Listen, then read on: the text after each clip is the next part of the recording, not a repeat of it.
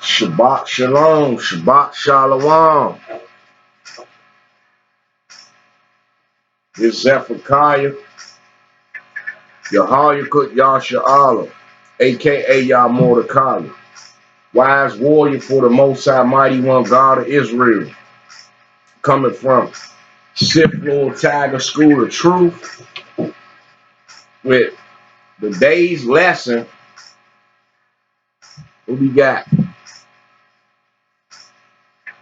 Ruth, who was she? Mystery solved. This episode 3. I was supposed to been do this jump. This the analysis. I was supposed to been do this jump. I ain't get a chance to do it. Yeah. I ain't get a chance to do the jump.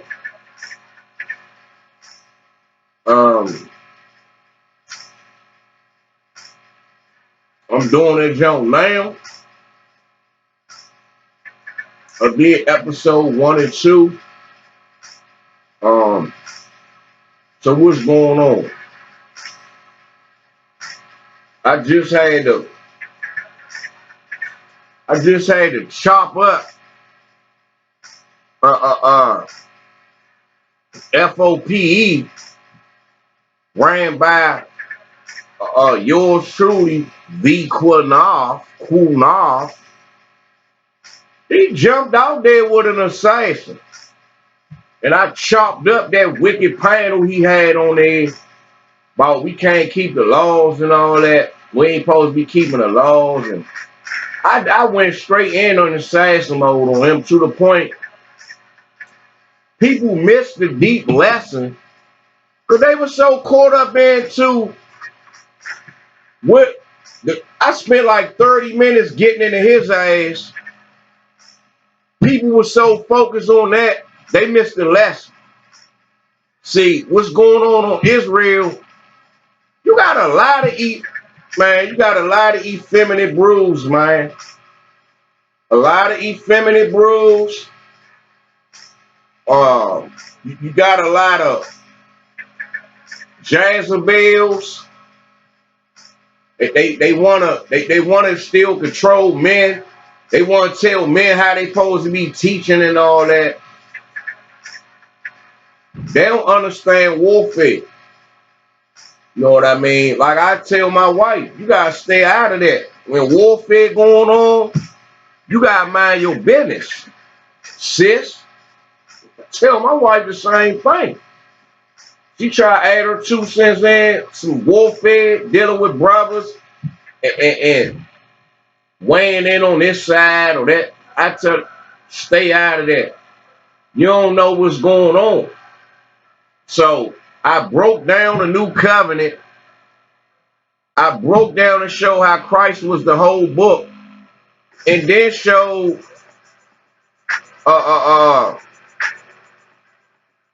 how we supposed to be keeping the law. So I do this Ruth episode 3 jump. I'm about to do an episode 2 to the Yahweh and Yahweh not divided. Law still in effect. So yeah, I'm about to dive in on that one. Get your paper and your pen. But this Ruth jump, this gonna sum up the Ruth series I did. What else?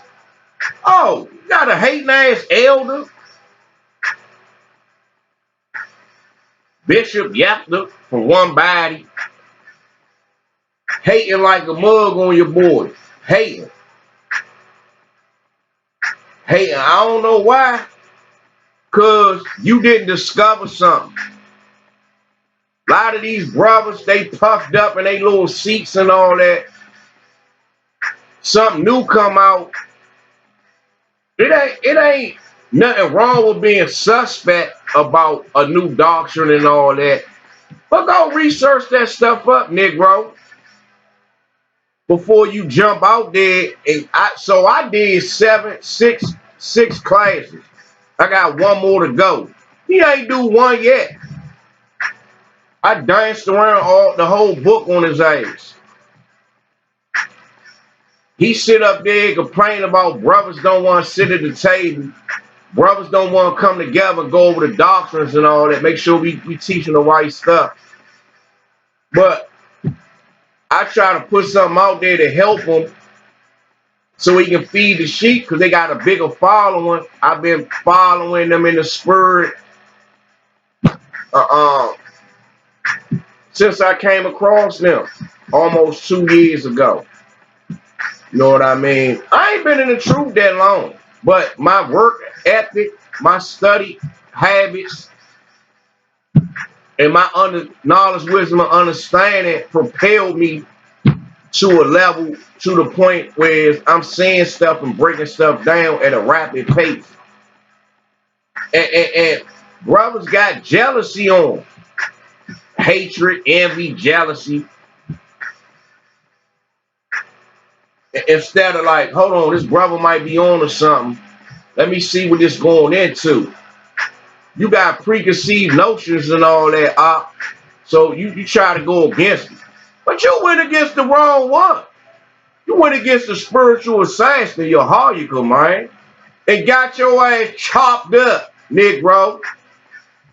I don't care nothing about y'all warriors. I give y'all that, but I'm a warrior too. Now I go just as hard as any other man warrior out here, if not hard. The spirit I got, you know what I mean? And that's what it is. You on a list too. You just don't know. The Most High woke me up to come see y'all dudes sitting in these seats puffed up, thinking y'all tough and this and that. Like the Most High told Elijah, I got killers you don't even know about doing work for me. So that's what these Negroes need to know. The Most High got killers working for them you don't even know about. That's going to come see you, Op. Yeah, you'll understand. I'm coming to see, you'll understand it all. Best believe it, I'm coming to see. Because I'm taking my time. I meditate weeks and months on a class before I do it and slowly put it together. Like I just did this time class. Brothers hating on it. You know what I mean? I got respect when respect is due. But I want my respect too. Negroes ain't gonna throw me in the trash and like y'all gonna run over me or throw me to the side because I ain't got no big major platform. That don't get Israel, don't get fooled by these big schools and all that. They little platform and all that. Don't get fooled by that shit. That stuff don't mean nothing. That don't dictate how much wisdom somebody got. That don't dictate how much knowledge, wisdom, and understanding. Cause you got the Most High done increase your school. You serving a purpose. We all playing roles. You gotta recognize your role. I got more understanding than a lot of these brothers in the truth. I supposed to help get the right understanding out there so they can use it. Not putting all these hours and all this time in studying and all that for them to try to cast it to the side or hate on it. Y'all wasting my time out there. I'm doing classes for brothers to take and make better classes to add on to them. That's why I'm covering all the stuff I see that's off. I'm getting on it or stuff brothers don't want to dive into. Like brothers ain't really want to dive into the science of the night and the day, the science of this earth. They ain't want to dive into that. So I had the Most High woke me up so I can dive into it and show brothers what stuff really mean and what it's really saying. You know what I mean? So, I ain't claiming to be perfect. I ain't claiming to have all the understanding, knowledge, and wisdom. I'm still learning. I'm still growing. You know what I mean? I'm willing to learn from brothers. You know what I mean? Willing to listen to them long enough so I can learn from them. Rocket these brothers, they to the point now that they don't want to listen to nobody. So they understand it's stuck where it's at. And what they don't understand, everything that get revealed is not gonna come from you, brothers. Other brothers gonna bring stuff out to add on. We equal one man. So we all chipping in. We try and buy a pizza. He got $2 over here. He got 50 cents. He got a quarter. He got a nickel. He got a dime. He got $5. He got $3 more over here. He got 75 cents over here, and he got another quarter over there. That's the $12 we need for the pizza. You know what I mean? First, I want to give all honor and glory to the Most High Yahweh, the God that created the heavens and the earth, the God you should fear. Thank Him for the knowledge, the wisdom, the understanding, the faith, grace, and the mercy, and all the blessings thus far. Thank him for my children in this truth. Uh, thank him for you know, guide me in this truth. Like I said, I ain't claiming to be perfect. Uh, you know, shout out to my wife, battling with me in the truth. It's still a battle, you know, because I'm battling on the spiritual side. I done battled on the physical side as far as getting my wife to do the physical things. That's what Christ came to do. Christ came to make the law spiritual. Yeah, we know the laws, what we supposed to do. Okay, we supposed to keep the Sabbath for evening to evening. But is you meditating in the Sabbath? Is you meditating in your book? You meditating on what's going on in the earth and all that? Or you just going along, or we ain't supposed to cook or buy or sell? But in your mind, you thinking about Facebook or you thinking about other stuff going on. So that's the part I'm battling on, the spiritual aspect of it. You know what I mean? What spirit is you in during a feast day, during a Sabbath, every day? I'm I'm meditating every day, all day in this truth, and studying every day. Not much as I was. I just had a daughter. My daughter about to turn 2, so that sucked up a rock of my time. But my free time is in my book and putting classes together. You know what I mean? So let's get started. Uh, uh, uh, Zephaniah, treasure, warrior, spirit for the Most High Yahweh, spiritual assassin for the Most High God, Yasha Allah, Israel, aka Yah Mordecai, wise warrior for the Most High Mighty One God of Israel, coming from Sith Lord Tiger School of Truth, servants in the house of the Lord, together in God's eternal righteousness. Sith Lord Tiger. Let's go. Let's go. Because I do this lesson, then I'm about to dive right back in and do this law class. Not faking in this truth. These brothers get cushy in this truth like they understand it can't get chopped up because you a bishop. Man, I eat bishops for breakfast, man. You get puffed up in your title and thinking your understanding can't be tweaked. I'm coming. Talking that evening to evening garbage. Man, get that garbage out of here. I destroyed that stuff. 6 classes. You ain't even do 1 class yet, Op.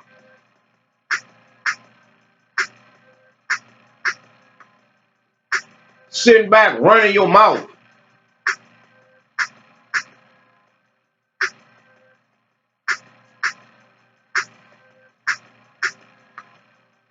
I ain't tripping on none of that stuff.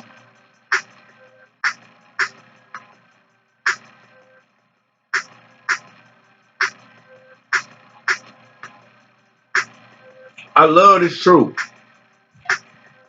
And taking my time in it. Books we getting into.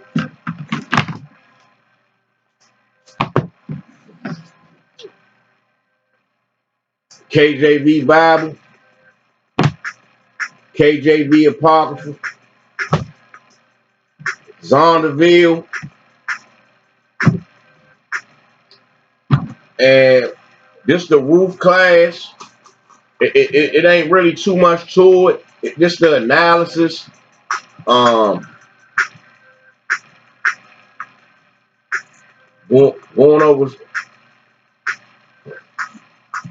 mainly going over scriptures and all that. So let's start. Let's start. I supposed to been taught this class, so I hope my thoughts and points I wanted to bring out fresh. Let's go to Sirach 38.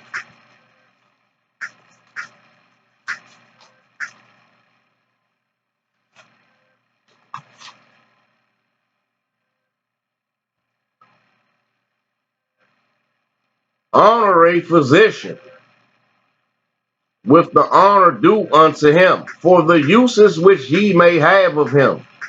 For the Lord have created him, for of the Most High cometh healing, and he shall receive honor of the king. The skill of the physician shall lift up his head, and in the sight of great men he shall be in admiration. The Lord have created medicines out of the earth, and he that is wise will not abhor them. Okay, let's go to Judges. So that's what I'm here to do, to heal, man. Heal false understandings and all that. You're not gonna hate, man. You recognize somebody coming to heal. It's a lot of off understandings in Israel, man. Need to be healed.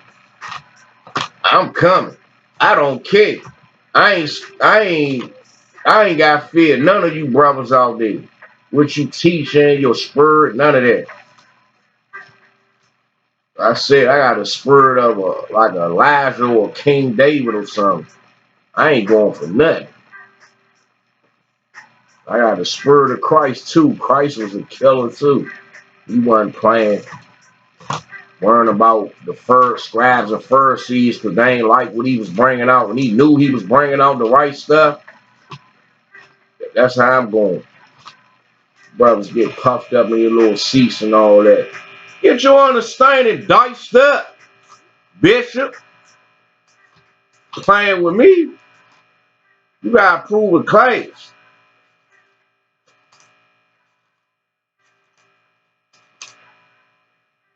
Go to Judges. Judges 3. Judges 3, verse 30. So Moab was subdued that day under the hand of Israel, and the land had rest 80 years. So when I seen a brother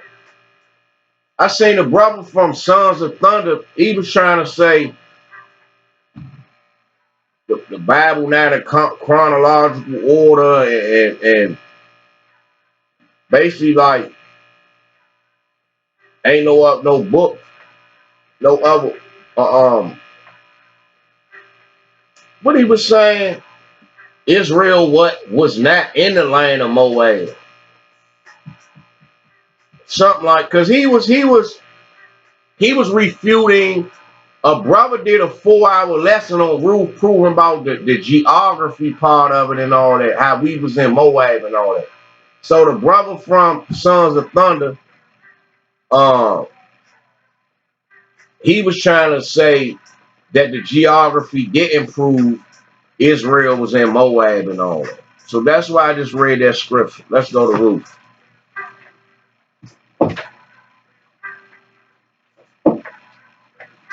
Let's go.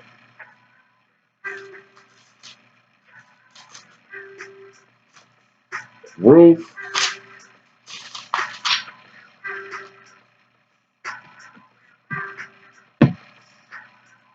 Ruth chapter 1, verse 1. Now it came to pass in the days when the judges ruled that there was a famine in the land, and a certain man of Bethlehem, Judah, went to sojourn in the country of Moab, he and his wife and his 2 sons. Verse 2. And the name of the man was Elimelech, and the name of his wife was Naomi. And the name of his 2 sons was Mahlon and Chilion, Ephrathites. Ephrathites of Bethlehem, Judah. So they were from the tribe of Judah. And they came into the country of Moab and continued there. And Elimelech, no, let's go to first Ezra's name. They was Judites. First Esdras 8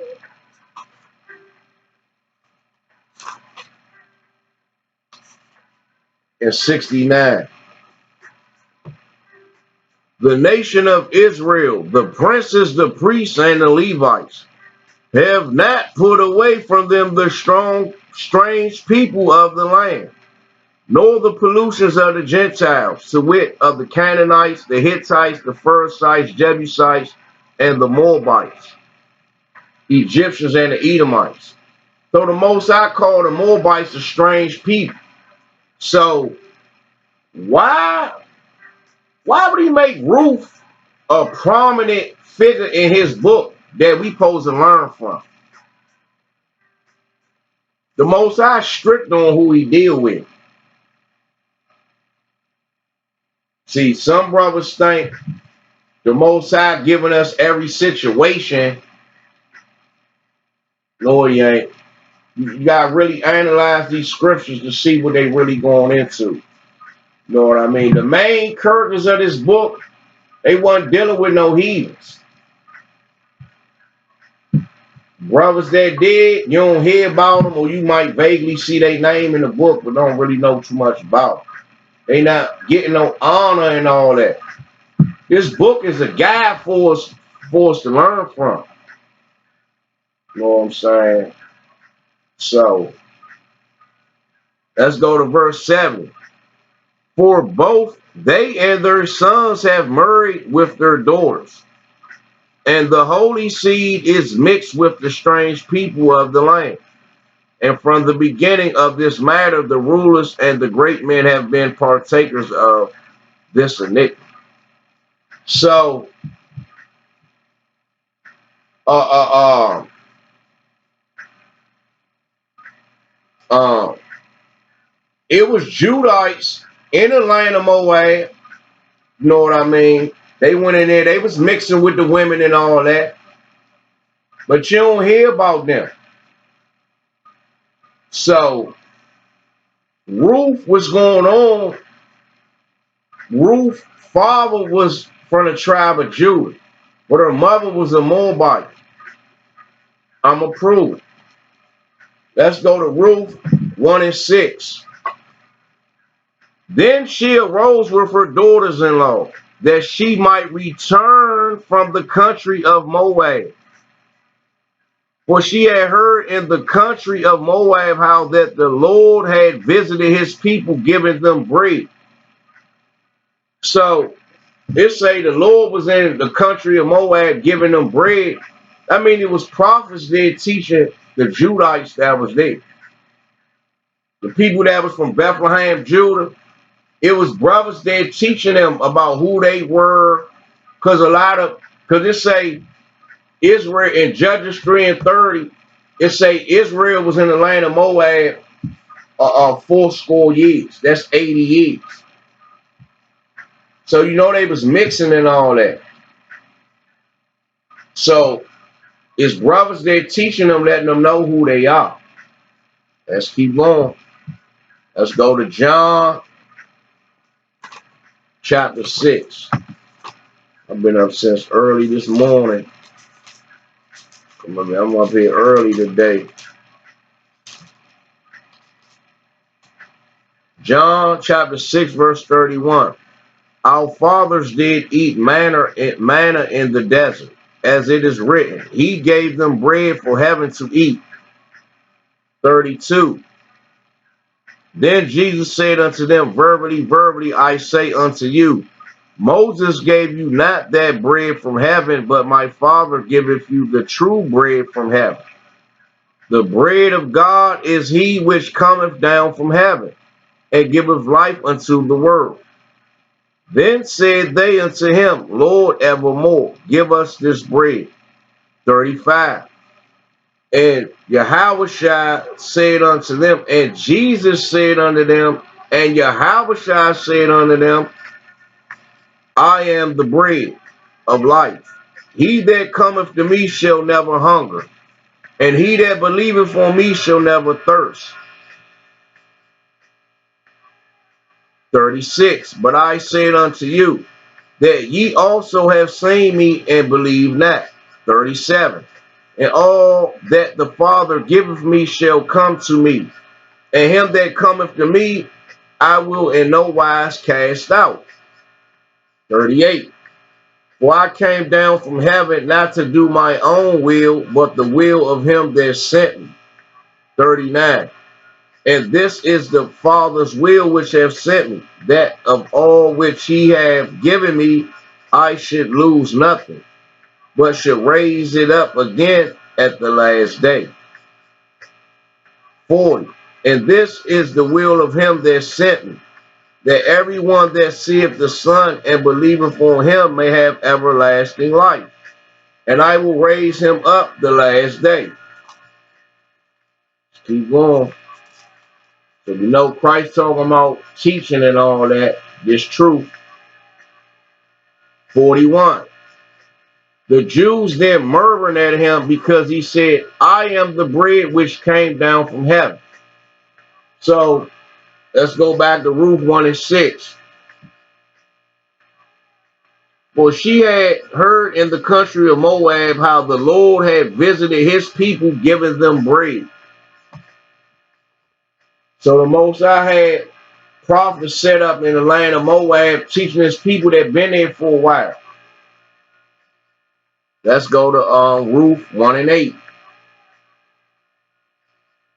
And Naomi said unto her two daughters and the daughters-in-law, go return each to her mother's house.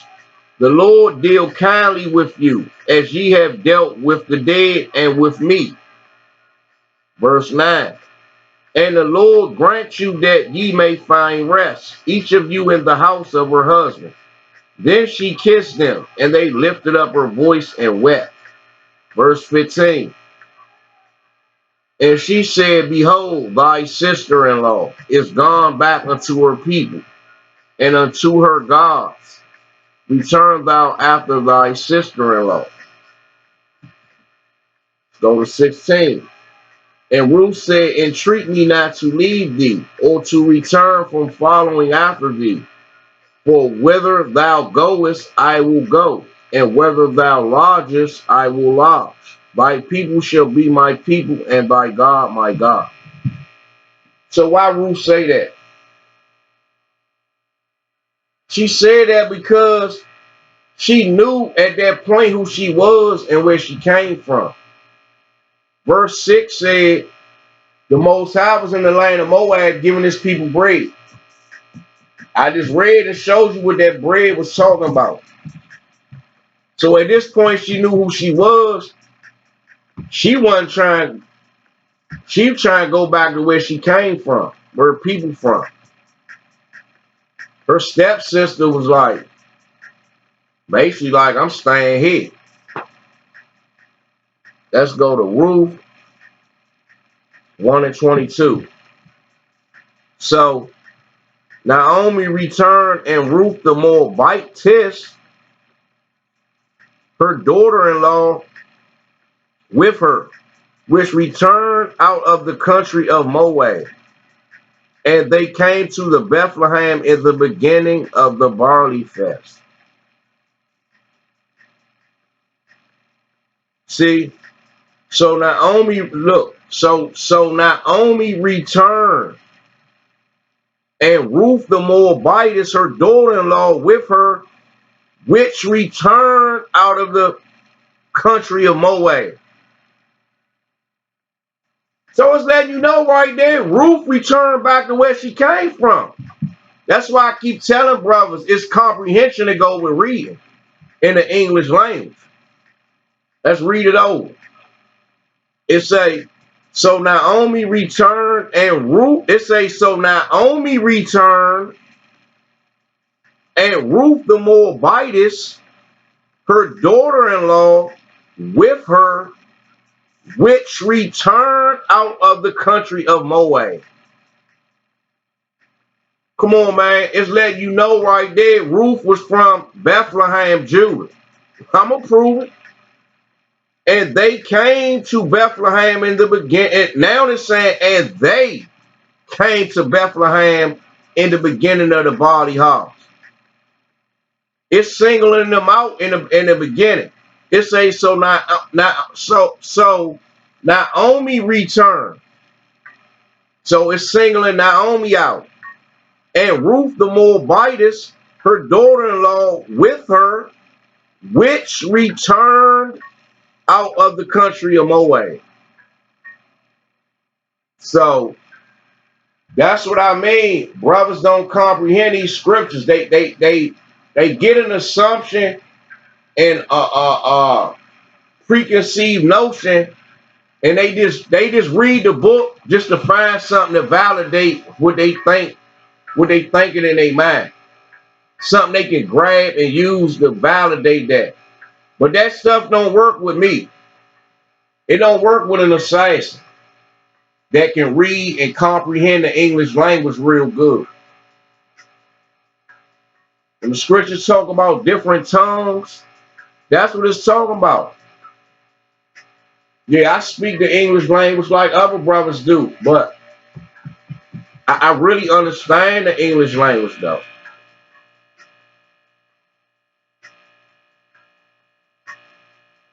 To go into it. So let's go on to Zonderville. We got Ruth 2:1. And Naomi had a kinsman of her husband's, a mighty man of wealth of the family of Elimelech, and his name was Boaz. So, okay, let's go on to Zonderville.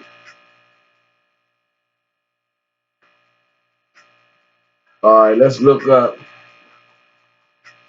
Let's go on to Zonderville and look up. This is Elimelech.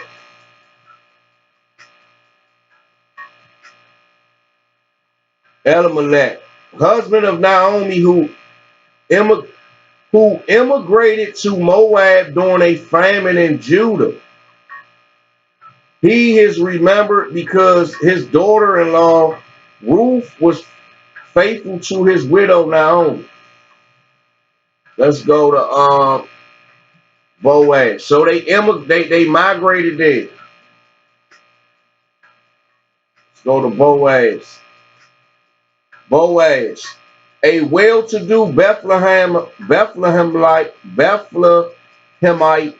in the days of the judges, who became an ancestor of our Lord by marrying Ruth, the Moabitess, widow of one of the sons of Elimelech, his kinsman. This was in accordance with the Levirate law of Deuteronomy 25 and 5 through 10.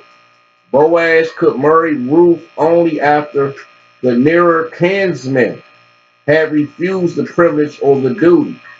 The other refused because if he had married Ruth and had a son, a portion of his property would have gone to the credit of Elimelech's posterity instead of his own by a former marriage. Okay, so it's letting you know right there, Boaz, Elimelech, and Ruth is some kin, some kind of way. They're of the same bloodline. If they kin that way or they cousins some kind of way. But this out of Zonderville. Right there. That's kinsman. Let's go to Ruth 2 and 4. And behold, Boaz came from Bethlehem and said unto the reapers, the Lord be with you. And they answered him, the Lord bless thee. And Boaz came from Bethlehem and said unto the reapers, the Lord be with you. And they answered him, the Lord bless thee. So it's letting you know right there from Bethlehem. Let's go to Ruth 2 and 6. Now we establishing the word ish, I-S-H. So this is the analysis right here. We analyzing the book of Ruth. Let's go to Ruth 2 and 6. And the servant that was set over the reapers answered and said, it is the Moabitess M, Moabitish. Damsel that came back with Naomi out of the country of Moab. Okay, so that's proof that if you got Ish behind your nationality, you're not of that nationality for real. You're a Moabite Tish. You kinda of a Moabite, but you're not actually a Moabite because your father wasn't a Moabite. So we about to prove it.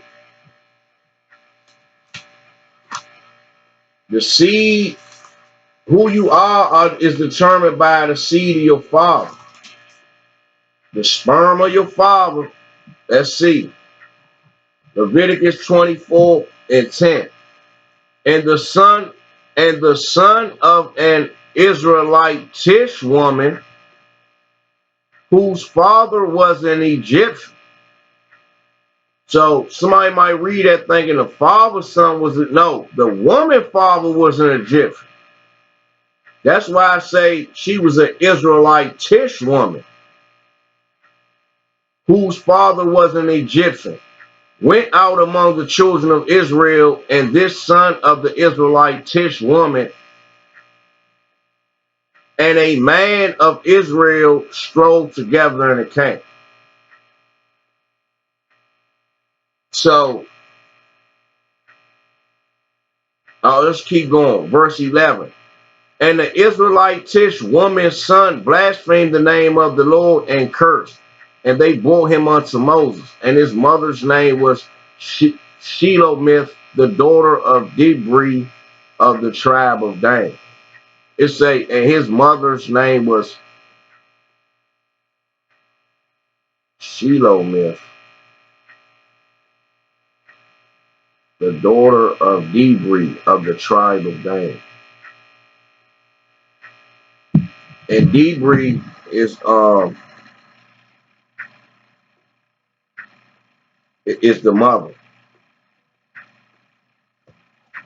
So where we going at now?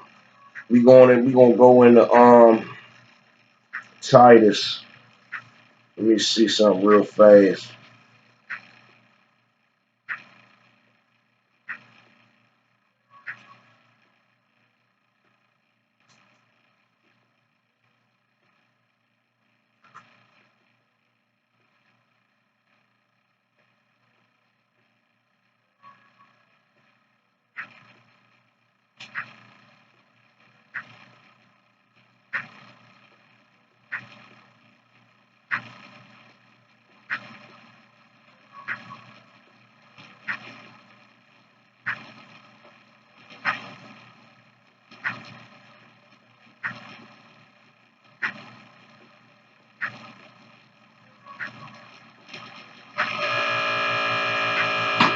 So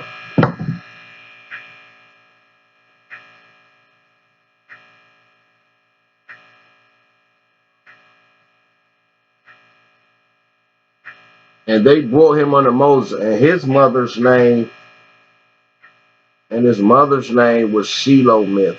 Shelomith, the daughter of the breed of the tribe of Dan. Okay, so she's an Israelite Tish woman.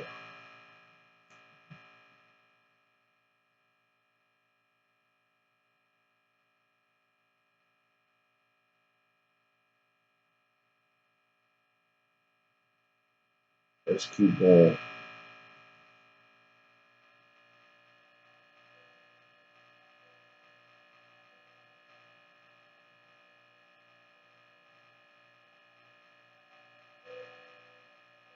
So what's the point that I'm trying? It's a point I was trying to prove right here.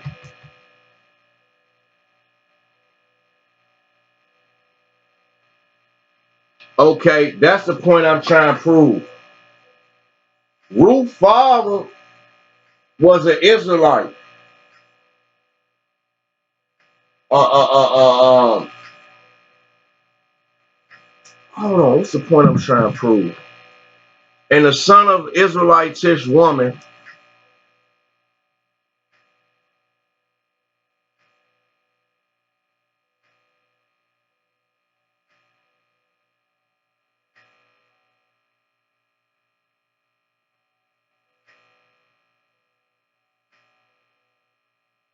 let's keep going. Let's go to Titus. Titus 1 and 4.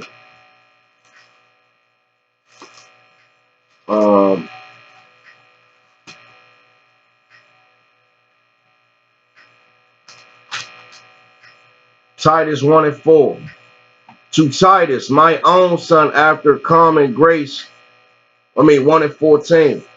Not giving heed to Jewish fables.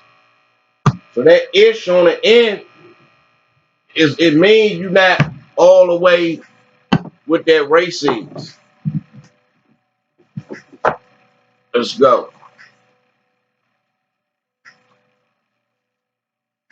Let me see something. See, I did this class a while ago.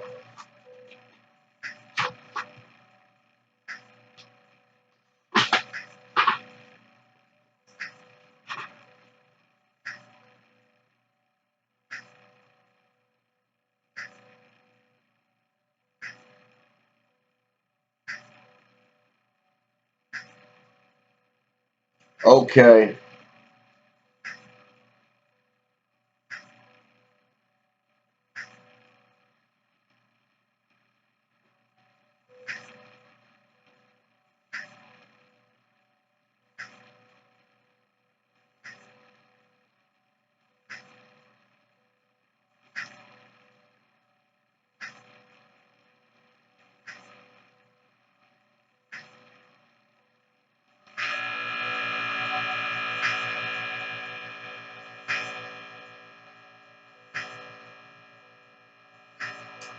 Okay. So the breed, that's the breed, the debris is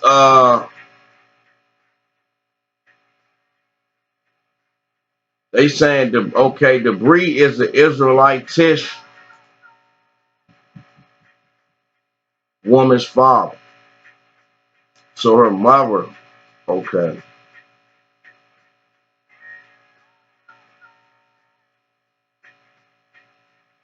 Okay. Let's skip over that.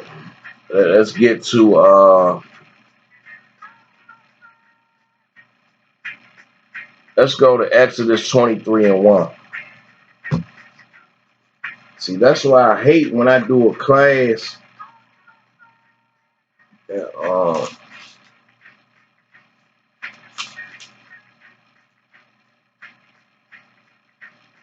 23 and 1.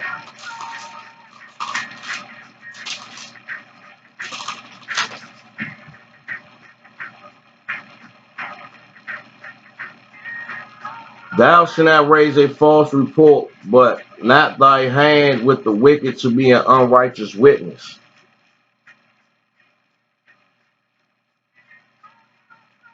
Okay. Let's jump over that and go to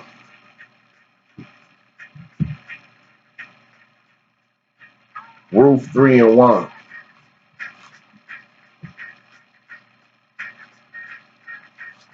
Let's jump over that.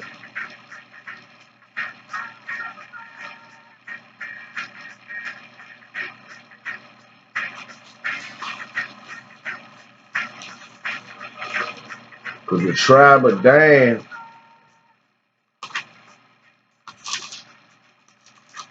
is not part of the tribes. So that's why I'm saying, okay, that's the point. That's why I'm saying she's an Israelite-ish woman. Tribe of Dan is not considered Israelites.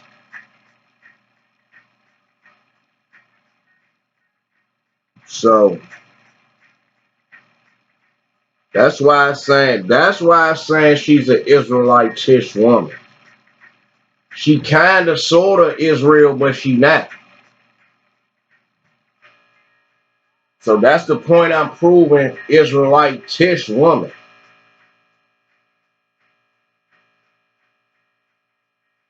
Let's go to Ruth 3 and 1. I had to think on it because I did this class so long ago. Let's go to Ruth 3 and 1. I knew I wrote that down for a reason.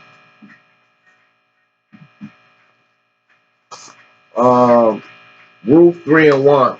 3 and 1. And the slow start. Ruth chapter 3, verse 1.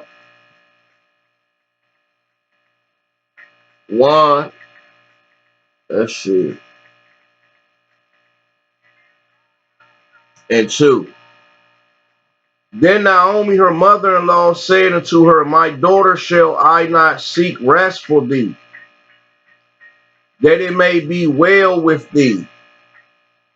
Verse 2. And now is not Boaz of our kindred, with whose maidens thou wast? Behold, he would know of barley tonight in the threshing floor. So what's the threshing floor? This hard marble or granite surface. They used to beat barley and all that to beat it into a powder form. So on one end, that's what it's talking about, but it's not literally talking about that. It's talking about he gonna break bread with her. He gonna teach her the customs and the truth and all that. And on another end, he gonna give her the truth and all that. And on another end, he gonna break her in. Because this whole book of Ruth is about her getting married to Boaz. So Naomi was setting her up to be married with one of her kindred, according to the customs of the Israelites. That's all that was going on. Let's go to 14:3, Ruth 3 and 14 through 18.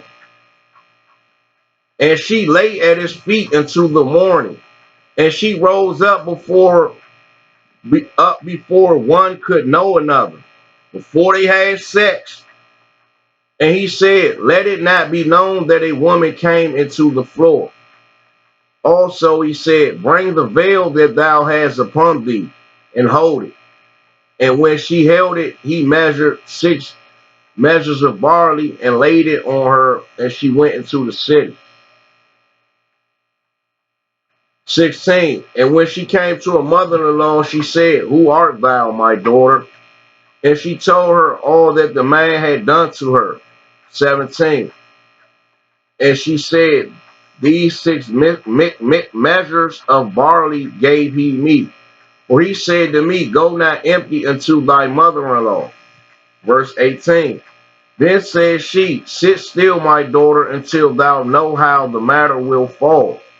For the man will not be in rest until he have finished the thing this day. Finish what? Till they finish the law of marriage and all that. They had the sex and the ceremony and all that. So she telling her the whole phase. Let's go to Ezekiel. Ezekiel 4.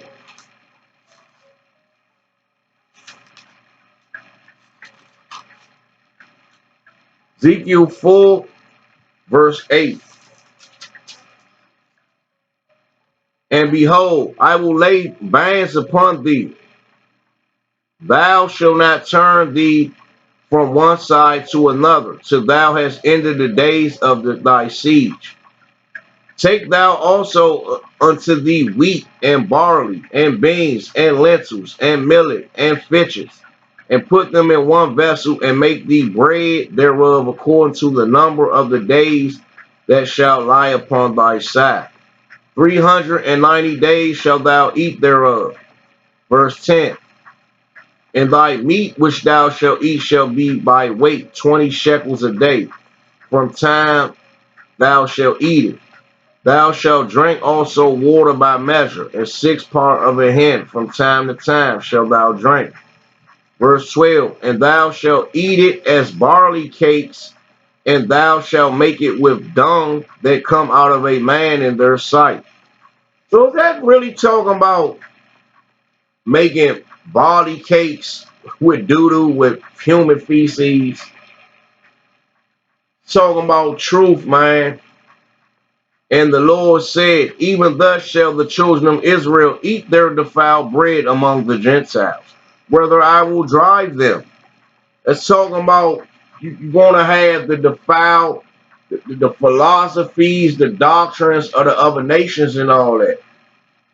So that's why Naomi was telling Ruth, he going to winnow barley tonight in the threshing floor.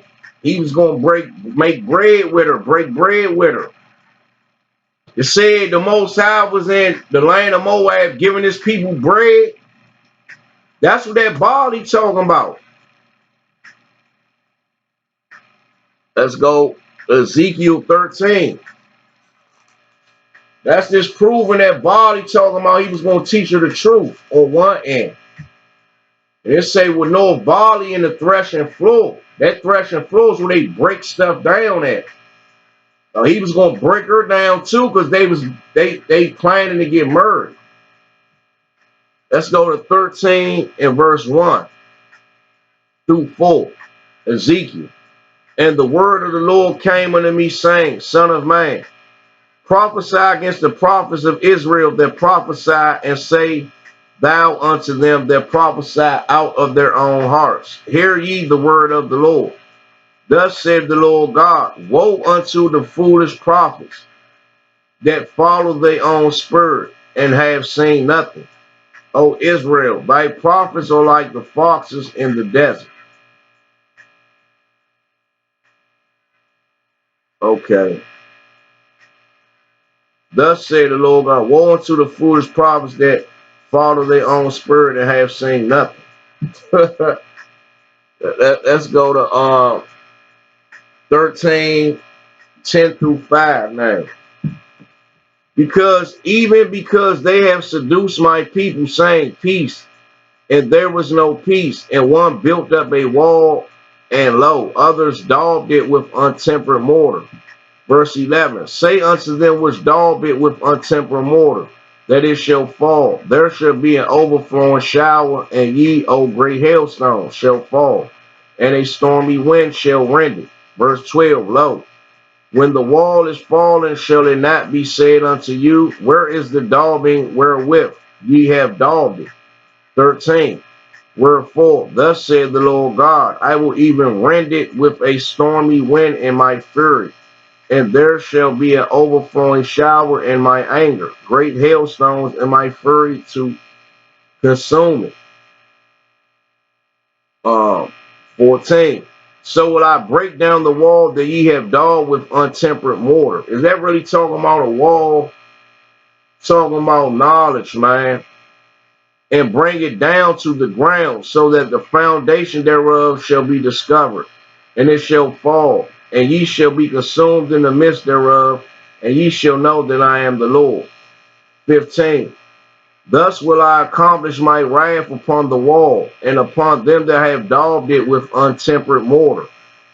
Mortar is the stuff that make bricks stick together. And will say unto you, the wall is no more, neither they that daubed it, neither they that put it together. Let's go to Ezekiel 22.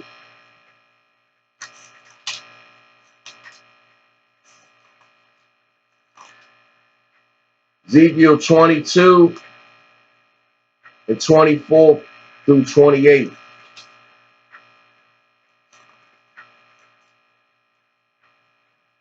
Son of man, say unto her, thou art in the land that is not cleansed, nor rained upon in the day of indignation. 25. There is a conspiracy of her prophets in the midst thereof, like a roaring lion, raving the prey. They have devoured souls. They have taken the treasure and precious things. They have made her many widows in the midst thereof. Her priests have violated my law and have profaned my holy things. They have put no difference between the holy and profane. Neither have they showed difference between the unclean and the clean. See that? And have hid their eyes from my Sabbaths, and I am profaned among them.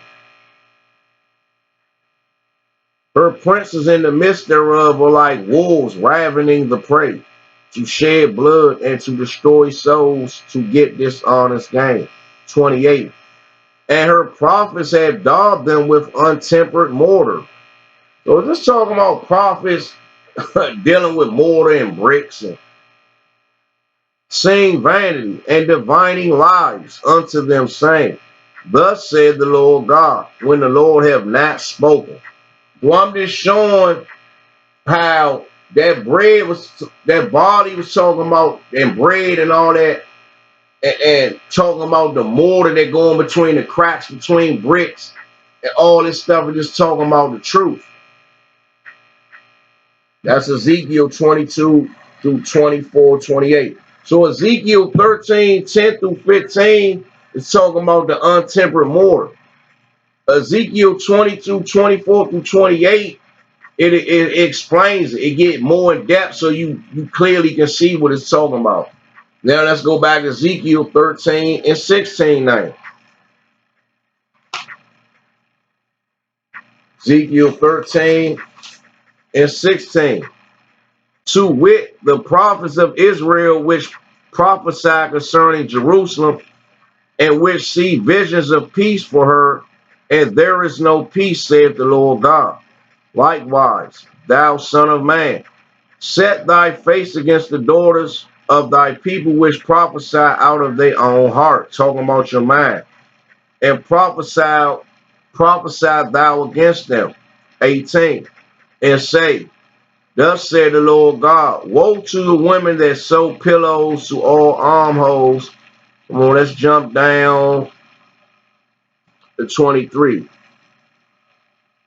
go to 22. Because with lies ye have made the heart of the righteous sad, whom I have not made sad, and strengthened the hands of the wicked, that he should not return from his wicked way, by promising him life. 23. Therefore ye shall see no more vanity nor divinations, for I will deliver my people out of your hand, and ye shall know that I am the Lord. So I'm just showing different ways how stuff be going into similitudes. Okay. Okay, let's go back. That's why I read it. Let's go back to 18 again. And say, Thus said the Lord God, woe to the women that sew pillows to all almsholes, and make kerchiefs upon the head of every stature to hunt souls. Will ye hunt the souls of my people, and will ye save the souls alive that come unto you? 19. And will ye pollute me among my people for handfuls of barley and for pieces of bread to slay the souls that should not die, and to save the souls alive that should not live by your lying to my people? They hear your lies. So that's what it's going into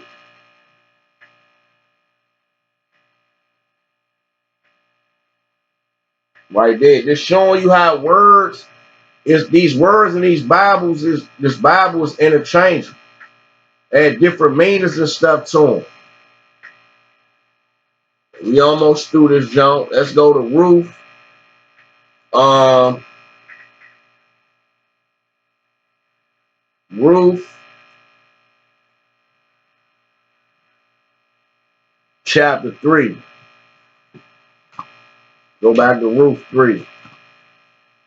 Yeah, I did this class so long ago. It's like I'm rusty on the jump. A lot of my thoughts and stuff I wanted to touch on. It's like I gotta meditate while I'm doing this jump. So now we on Ruth 3 now. Ruth chapter 3, verse 3 through 9. Wash thyself therefore, and anoint thee, and put thy raiment upon thee, and get where we last left off at. 3 and 2. Okay, and now is not Boaz our kindred, with whose maidens thou was? Behold, he would know of barley tonight in the threshing floor. So I went to show what the barley was talking about. Now I'm going picking back up where I left off. Verse 3. Wash thyself therefore, and anoint thee, and put thy raiment upon thee, and get thee down to the floor.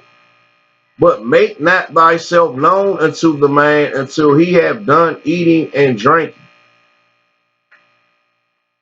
Verse 4. And it shall be when he lieth down that thou shalt mark the place where he shall lie, and thou shalt go in and uncover his feet, and lay thee down, and he will tell thee what thou shalt do. Verse 5. And she said unto her, all that thou sayest unto me, I will do. These women was loyal back then. Unlike these women today. Way unlike these women today. And she went down into the floor and did according to all that her mother-in-law bade her. And when Boaz had eaten and drunk, and his heart, his mind was merry, he went to lie down. He went to lie down at the heap of the corn. And she came softly and uncovered his feet and laid her down. Verse 8. And it came to pass at midnight that the man was afraid and turned himself, and behold, a woman lay at his feet. Verse 9. And he said, who art thou? And she answered, I am Ruth thy handmaid. Spread therefore thy skirt over thy handmaid, for thou art a near kinsman. So now I'm going to show what that skirt talking about. Go back to Ezekiel 16 and 1. That skirt talking about the truth. So she went in there to lay down with him, to come on to him or whatever. But then she told him, when he turned like, who are you, this, that, and the third, she told him to spread thy skirt over thy handmaid. Give me the truth. Teach me the customs. Whatever. Coming on to him, but it got to be truth involved with it. You can't just, she coming there, she laying at his feet, wake him up. And, what's up, like today? What's up? What's going on? Can I get in the bed with you? Nah, they got to talk that thing out. It's laws involved in all that stuff. Back then, the stuff was strict. So that's why she said, spread that skirt over thy handmaid. Ezekiel 16, 1 through 8.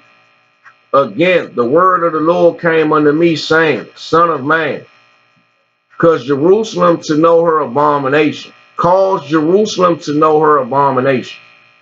And say, thus say the Lord God unto Jerusalem, thy birth and thy nativity is of the land of Canaan. Thy father was an Amorite, and thy mother a Hittite. Verse 4.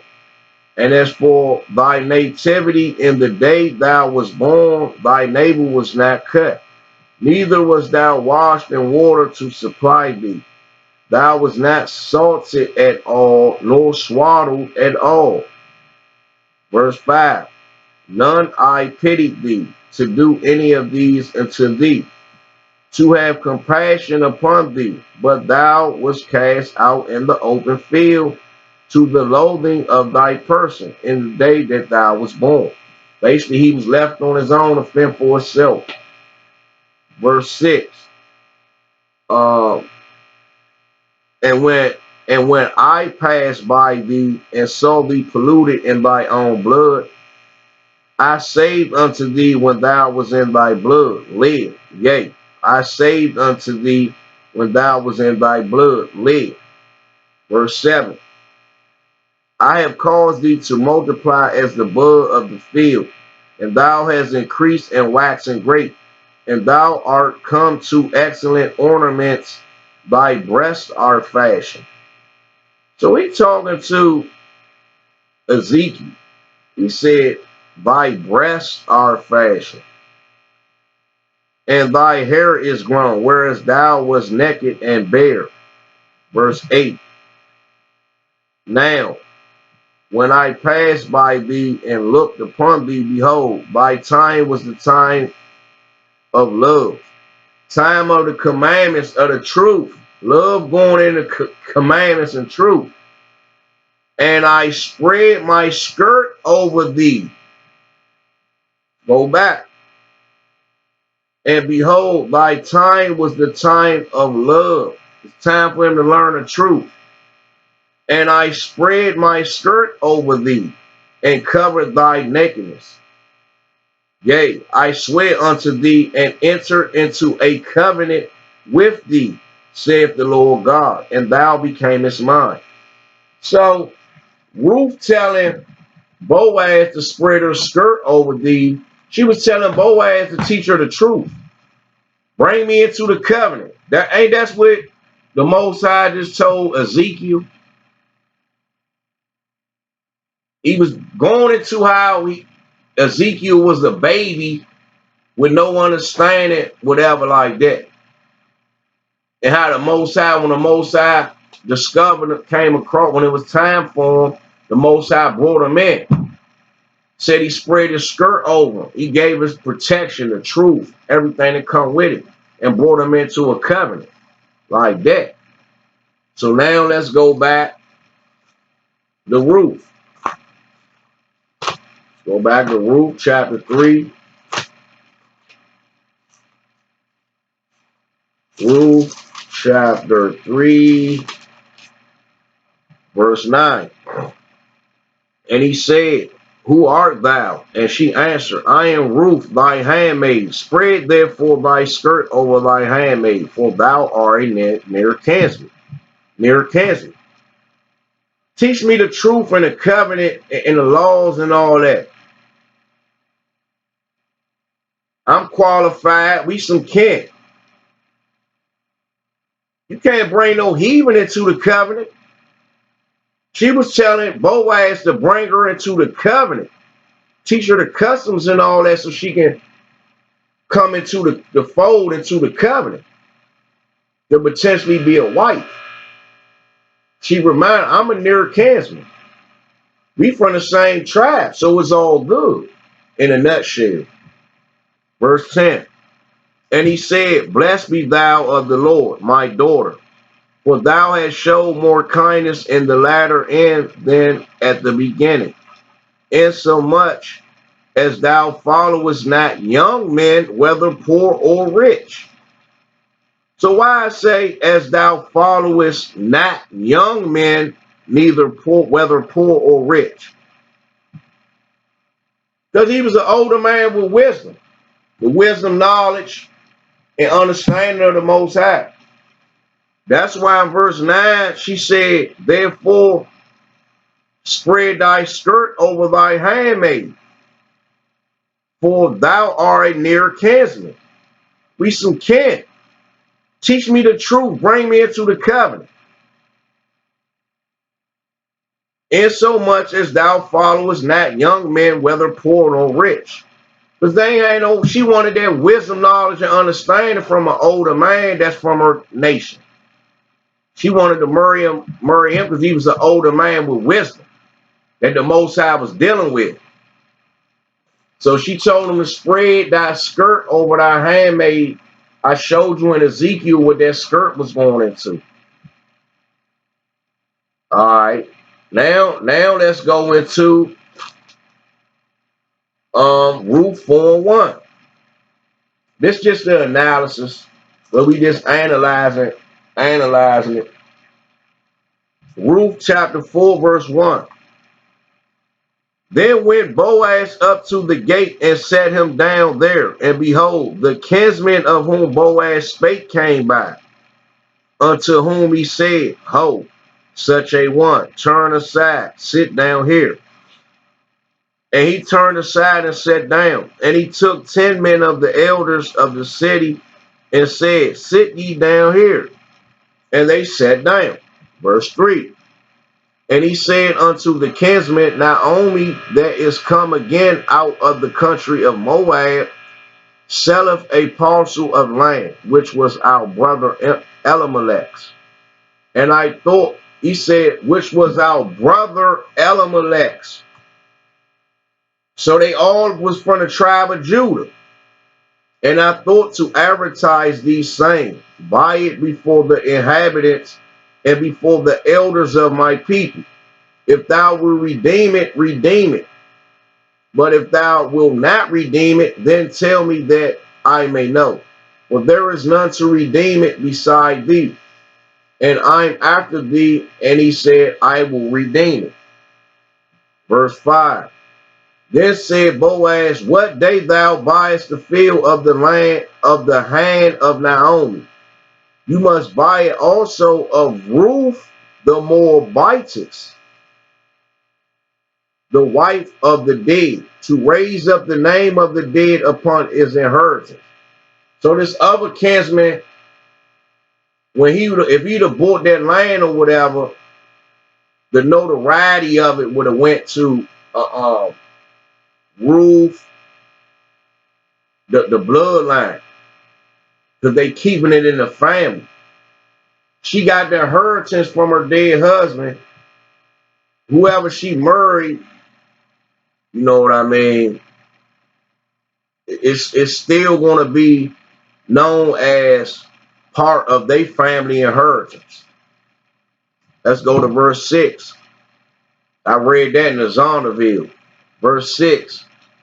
And the kinsman said, I cannot redeem it for myself, lest I mar my own inheritance.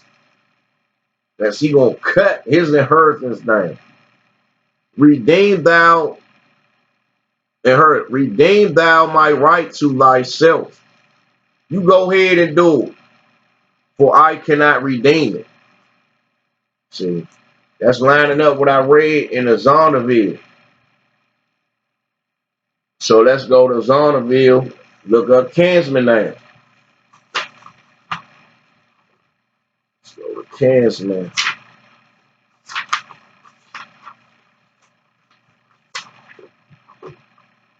Let's go to kinsman.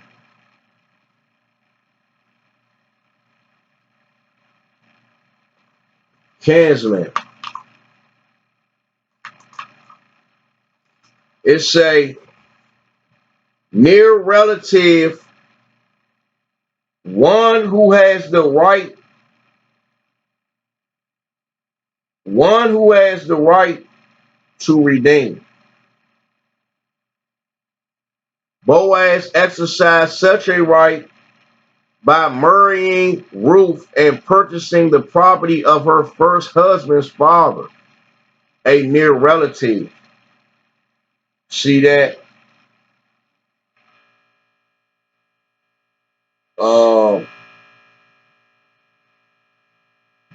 So that's what was going on right there.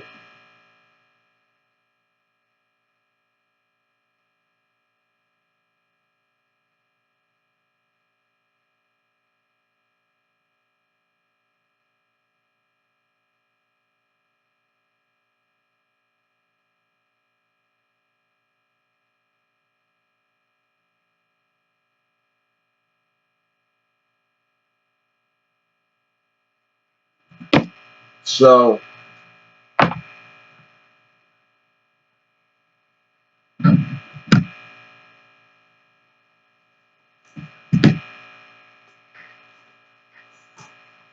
let's go where we at. All right, let's go back to Ruth 4:7. Now, this was the manner in former time in Israel concerning redeeming and concerning and changing.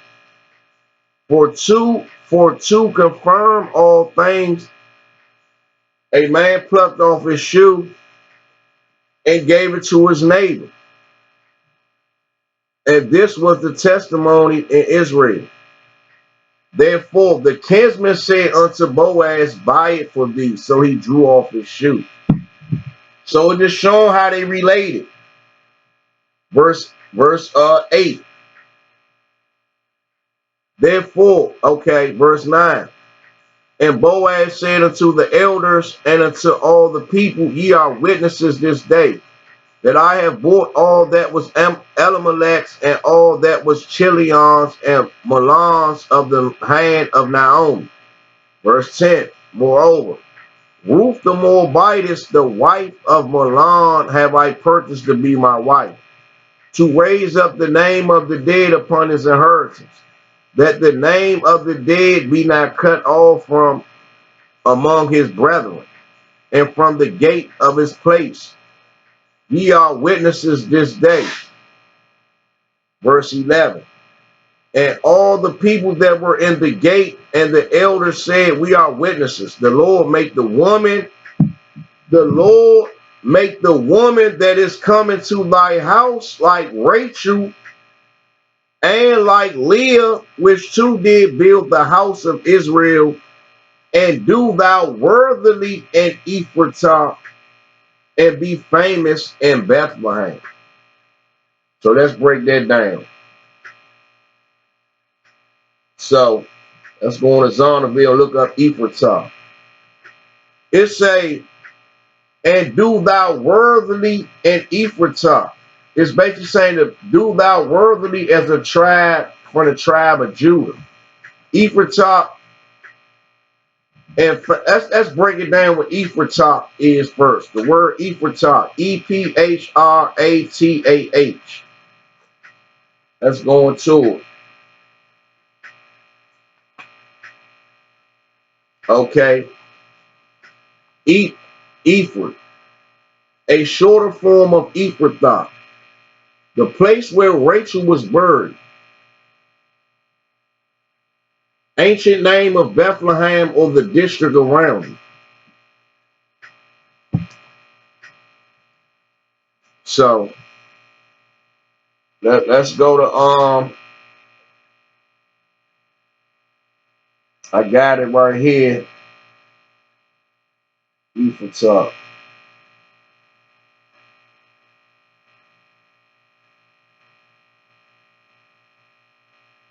All right, who is Elimelech? Ephrathah. Here we go.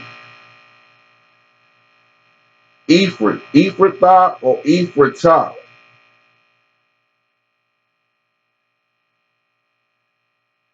Let's go down. Let's go biblical place. Let's go down. It say Ephratah occurs in Genesis, place where Rachel died. Let's go down. Bethlehem, but thou Bethlehem Ephratah, though thou be little among the thousands of Judah, yet out of thee shall come. All right, let's go. Let's keep going down.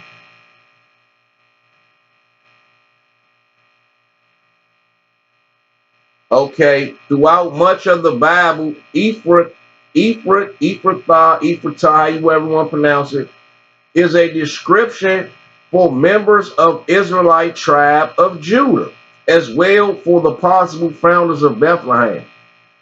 So why would they have to say, and do thou worthily in Ephratah? They comparing her to Rachel. They comparing her to Judites. And do thou worthily in Ephratah and be famous in Bethlehem. The Most High strict. She couldn't be part of that covenant, so how's she going to be doing worthily as a Judite when she wasn't a Judite? And how's she going to be famous in Bethlehem when the Most High only give his glory and all that, the Israelites? So let's get into it. So let's go to Micah 5:2. So they comparing her. Let's see where the word Ephratah come from. Let's go to Micah.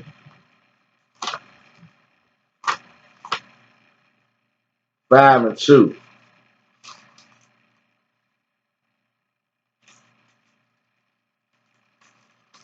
These pages, man.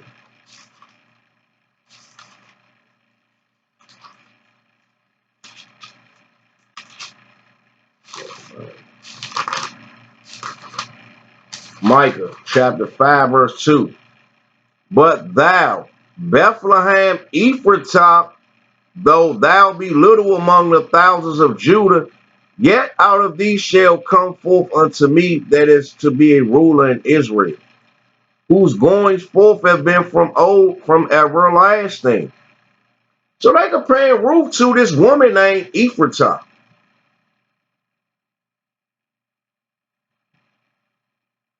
Come on, man.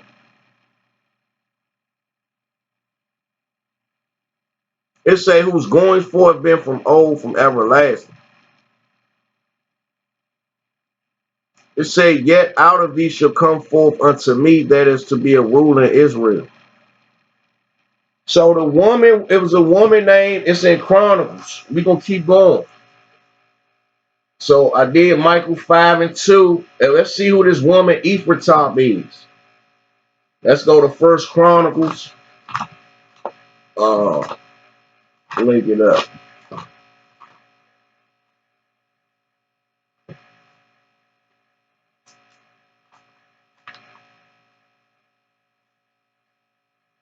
These pages, man. First Chronicles 4. All right, let's go to First Chronicles.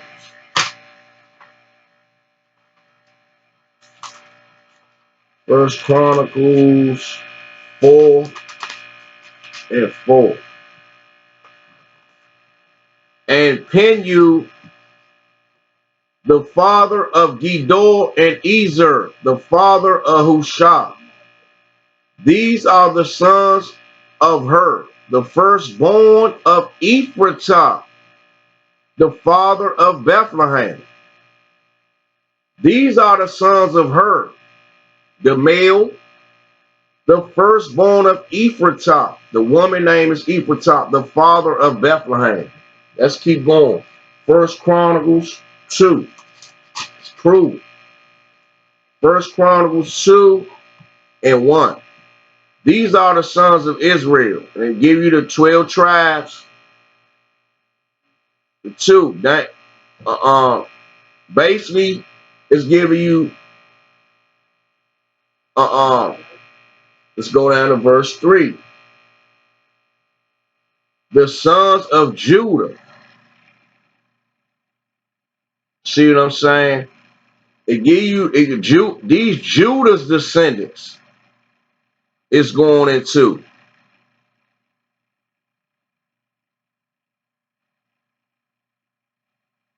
So it give you the 12 tribes, then it say the sons of Judah. Let's go to 19. And when Azubah was dead, Caleb took unto him Ephratah, which bare him Hur. To prove she was from, so you go to verse 3, the sons of Judah. And let's see where Caleb is one of his sons at. Let's keep going. So I guess Caleb come on the scene in verse 19. And 18.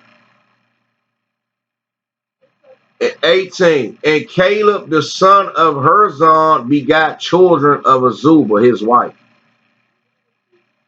And of verse 19, and when Azubah was dead, Caleb took unto him Ephraim, which bare him Hur.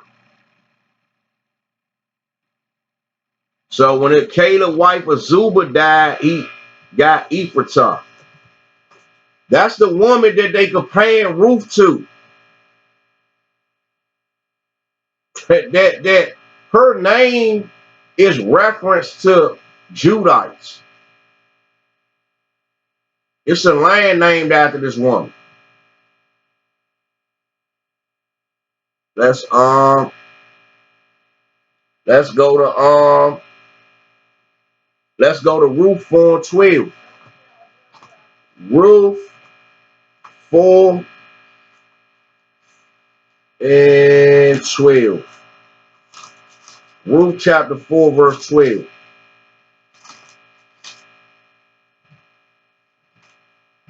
Let's read 11 again. And all the people that were in the gate and the elders said, we are witnesses. The Lord make the woman that is come into thy house like Rachel and like Leah, which two did build the house of Israel. And do thou worthily in Ephratah and be famous in Bethlehem. You hear that? They comparing and say she gonna do worthily in Ephratah and be famous in Bethlehem. It's the same place. So why it's gonna say she gonna do worthily in Ephratah and be famous in Bethlehem? It say she gonna be worthily as a member of the tribe of Judah. I read that. Where it tell you, it say throughout much of the Bible, Ephraim is a description for members of the Israelite tribe of Judah, as well as for the possible founders of Bethlehem. So verse 11, when it say, and do thou worthily in Ephratah and be famous in Bethlehem, she gonna be worthily as a member of the tribe of Judah and be famous throughout the land. Come on, let's go. Let's get some more on it. So no, let's go to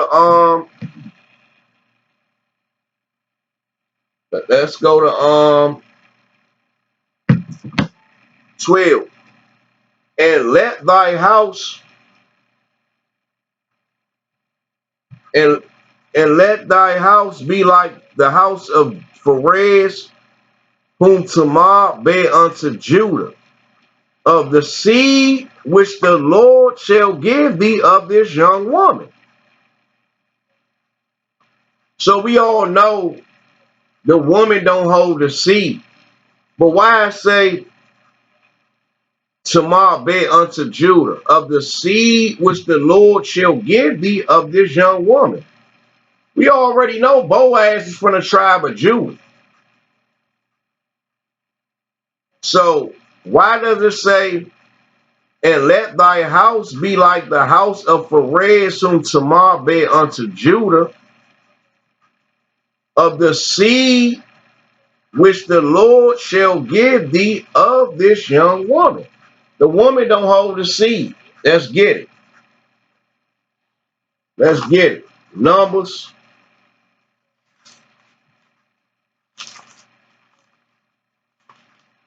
Book of Numbers 1 and 17. And the Lord spake unto Moses, and jump down to 17. And Moses and Aaron took these men which are expressed by their names. 18. And they assembled all the congregation together on the first day of the second month, and they declared their pedigrees after the families by the house of their fathers. Let's get another precept, another witness to show the seed is counted by the father. Book of Ezra, chapter 2, verse 59. And these were they which went up from Tel Milah, Tel Harsa, Cherub, Adon, and Emer. But they could not show their father's house and their seed, whether they were of Israel. So it's based on the father's house. Let's go back to Ruth 4:12. Ruth chapter 4, verse 12. And let thy house be like the house of Pharez, whom Tamar bare unto Judah, of the seed which the Lord shall give thee of this young woman. Letting them know you gonna have a seed from the same tribe. It say the seed of this young woman. So what's the woman's seed? The seed of her father. My daughter, if it's talking about my daughter getting married, and the Mosai talk to the brother, and I'm gonna give you a seed from the same seed from this young woman. He already know what seed he from. So that's basically letting them know the baby gonna be a pure blood baby. She from the tribe of Judah too. Basically is what it's saying going into right there. So now let's go back to Ruth 4 and 11 again. And all the people that were in the gate and the elders said, we are witnesses. We are witnesses. The Lord make the woman that is coming to thy house like Rachel and like Leah, which two did build the house of Israel. And do thou worthily in Ephratah, and be famous in Bethlehem. So it says she gonna be worthily in Ephratah, worthily as a member of the tribe of Judah. How did she do that if she was a Moabite? And be famous in Bethlehem. So let's get into it to see if it's possible for a Moabite to be recognized as a Judite from the tribe of Judah and to get glory and be famous and all that. Let's see.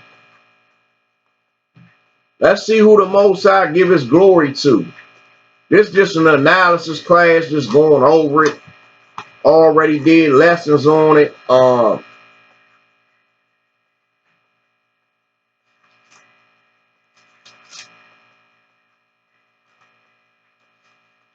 Romans.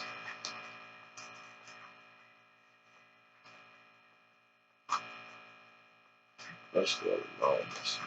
Romans. I cleaned up one aspect of it. See, when I taught it at first, I was like, the Israelitish woman, her father was an Egyptian, and her mother was an Israelite. That made her Israelitish. But now I read down, I see why they call her Israelitish woman. Because her father was from the tribe of Dan. They not considered Israelites. So the woman was from one of the tribes or something. Because they called her Israelitish. Let her know she wasn't quite an Israelite. Let's go to Romans 9 and 4.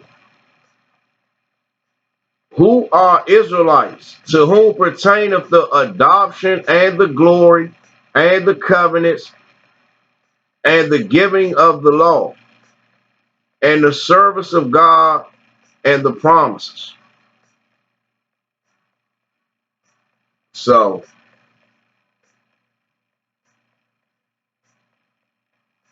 let's go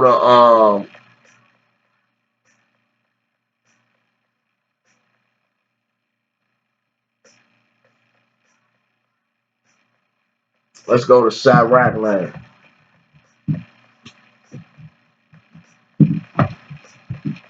And something else came on me too. If that boy father was an Egyptian, how he get in the camp? If his mother was an Israelite and the father was an Egyptian, how he get in the camp though? So that kind of can be debated. Is you know what I mean? Cause they saying Debris was a man from the tribe of Dan. Maybe he could have been a woman. But how it boiled down, if it's saying a woman's father was an Egyptian or whatever, she wasn't a full-blood Israelite. She wasn't considered an Israelite. Because if her father was from the tribe of Dan or her father was an Egyptian, either way, she wasn't an Israelite.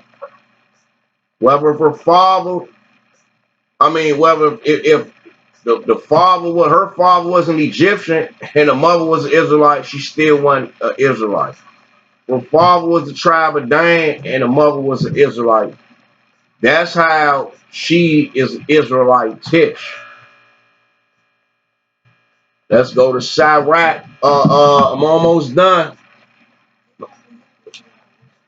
All right, Sirach 44. We 5 minutes. Sirach 44. Um,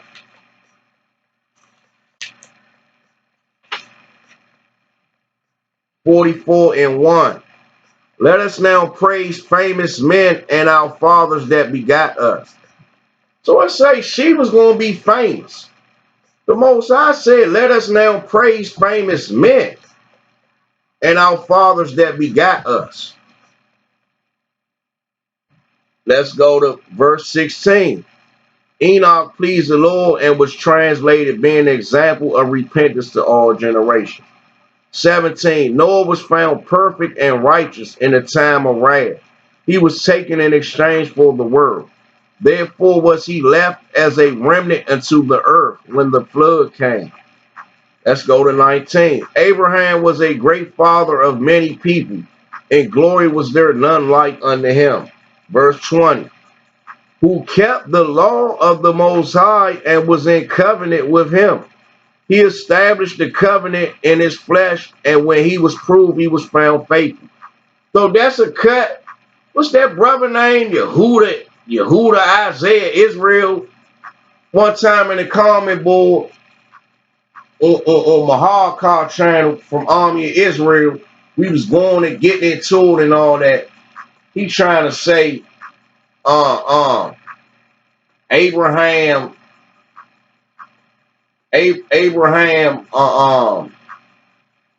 slept with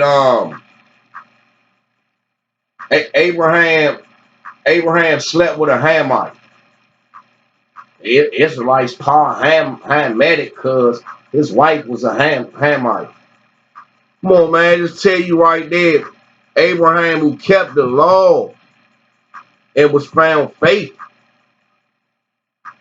Let's go back to Numbers. This proving, man, it ain't no way in the world Ruth was a Moabite. You got analyzed what this book talking about. And I was kind of rusty doing this class. Numbers 16 and 2. And they rose up before Moses with certain of the children of Israel, 250 princes of the assembly, famous in the congregation, men of renown. Go to Numbers 26 and 9.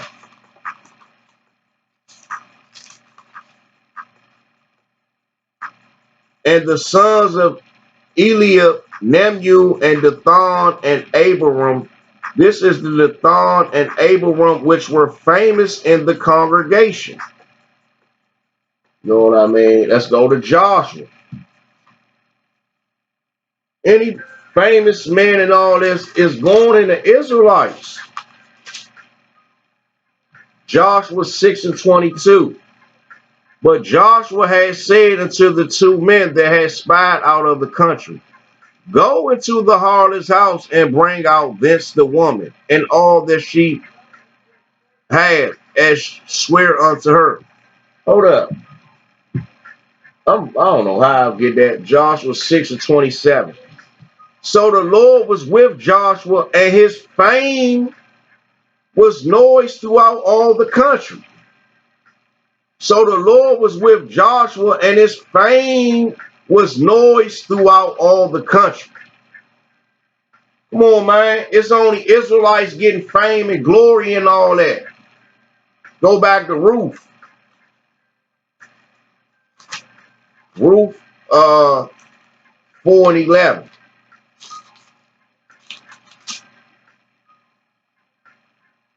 And do thou worthily, and and all the people that were in the gate and the elders said, we are witnesses. So how the elders gonna bring her into the covenant and be a witness to their marriage? The Lord make the woman, it say the Lord make the woman that is coming to thy house like Rachel and like Leah, which two did build the house of Israel. And do thou worthily in Ephratah, represent members from the tribe of Judah, and be famous in Bethlehem. Come on, man. On that note, Shalom, Shalom, Shabbat Shalom. Zephaniah, Yahya Kayasha'ala from Sith Lord Tiger, servants in the house of the Lord, together in God's eternal righteousness. Sith Lord Tiger. Stick together, y'all. Ain't no way Ruth a Moabite, man.